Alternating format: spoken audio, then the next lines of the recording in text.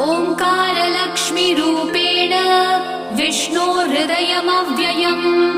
विष्णुमानन्दमध्यस्थम् ह्रीङ्कारबीजरूपिणी ॐ क्लीं अमृतानन्दभद्रे सत्य आनन्ददायिनी ॐ श्रीं दैत्यभक्षरदां शक्तिमालिनि शत्रुमर्दिनी तेजःप्रकाशिनी देवी वरदा शुभकारिणी ब्राह्मी च वैष्णवी भद्रा कालिका रक्तशाम्भवी आकार ब्रह्मरूपेण